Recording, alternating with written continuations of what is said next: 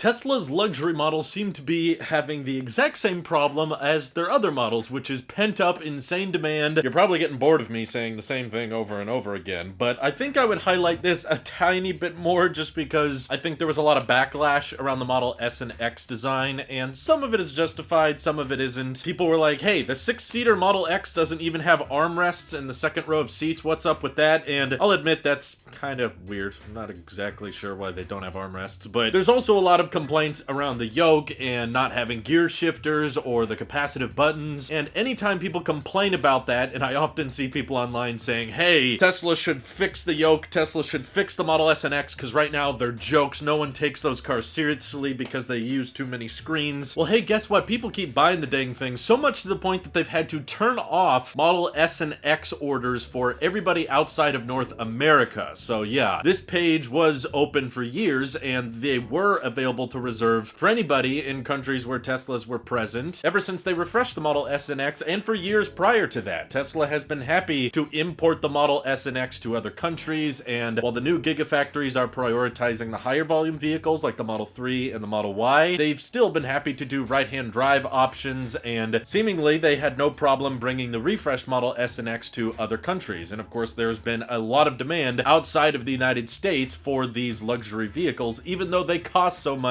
and even though the yoke is controversial, and even though you have to use the touchscreen to change the direction of the car, people kept ordering the things. And it's gotten so bad, in fact, that Tesla has stopped taking orders now due to the demand being crazy high, and they've now said that if you did get your order in, it's not that they've like given up on the idea of delivering the Model S and X internationally, it's just that they have so many orders to fill, and they expect anybody who's been outside of North America that's ordered a Model S and X refresh should get their car by the second half of next year, which means because there's likely so much crazy pent-up demand in the United States as is, last time Tesla had estimated delivery on the Model S and X, both of them were delayed heavily into next year. In fact, some of them were even delayed into 2023 already, and that's for domestic sales, okay? That's not even for imports going overseas, so it likely was about to get much worse, which is why they turned it off, and simultaneously, they seem to have finally done something with the Tesla Roadster webpage. So you think the Model S and X are, you know, crazy luxury electric vehicles. Now let's talk about the Roadster for a second, because basically they threw that webpage up there nearly 5 years ago in 2017, and you could reserve a normal Roadster or a Founder series, which there were only 1,000 reservations for, and just recently in the last couple days they've seemed to have closed the Founders option. So we could be wrong, but it feels like it would be a weird time for them to update the webpage right now. Why not list like sold out for the Founders series a long time ago, if that were the case? So I think it's fairly likely that just recently they finally sold their 1,000th Founders series Roadster, which, in case you weren't aware, in order to reserve the Founders Roadster, you had to wire Tesla $250,000 up front. So not only is that like your order deposit, like you pay for the whole car all at once, which, oh my god, don't even get me started on the people that put down $250,000 back in 2017. If they had bought Tesla stock, how much would that be worth today? Oh my god. Oh, it's horrible. And I know there's a number down there, but don't look at it. It will just depress you. But the other specs that have changed on the official webpage is they no longer say the official pricing for the base Roadster. So before, the tech specs used to say $200,000. Now it just says that the base reservation is $50,000. So it's kind of funny how big of a juxtaposition we have between like the Cybertruck, which you can reserve with a refundable $100 deposit, versus the Roadster, which you have to reserve with a non-refundable $50,000 deposit. And now, even if you put $50,000 down for the Roadster, there's no guarantee that they're gonna honor that $200,000 original starting price, because now nowhere on the website does it say like this locks in your vehicle purchase price of 200 grand. Probably people that ordered the Roadster before the website was updated. I think Tesla will honor original pricing if you drop $50,000 on a reservation, especially if you put it down like 4 or 5 years ago and you've been waiting so patiently, even though Tesla said, hey, Roadster coming 2020. Now Elon's like, maybe 2023 if the supply chain doesn't get worse. So for the sake of patience and the sake that this is an incredibly low volume vehicle, probably the lowest volume Tesla will ever make of any car for the foreseeable future, I wouldn't be shocked if people that put in the $50,000 reservations over the past couple years, they get the original $200,000 price when it comes time to take delivery. And of course, the Founders reservation holders, I think they've already already paid for the car, right? They just gotta wait for delivery now. It would be very depressing if you wired Tesla $250,000 several years ago, and then delivery day comes and they're like, actually we need another $100,000. They're Tesla, so they could probably get away with it. And if you're the type of person to drop $250,000 on a car that's not coming out for several years, you can probably afford the extra $100,000, but I really hope that's not the case. What's just crazy to imagine though is if you're just counting the founders' reservation prices, we're not even talking about the base reservation prices. If they've sold out 1,000 slots, that means Tesla has well over $250 million that they've collected just from reservations. Okay, that's not having to deliver on anything. That's just throwing some specs on a web page, driving around this tri-motor Roadster in front of everybody a few years ago, and now they've made hundreds of millions of dollars off of just the reservations alone. So that's a big promise that they're holding out to people, and as far as I can tell, there's no way to get refunded for those reservations. So I can understand why people who are diehard fans of the Roadster are upset, because they feel like they're getting nothing. You know, when their car came out and they put a reservation down, there was no Cybertruck, there was no Model Y. Since then, the Model Y has been unveiled and delivered and built at extreme scale. Now we're all talking about Cybertruck production and how that's supposed to start next year. Meanwhile, they're waiting in the back saying,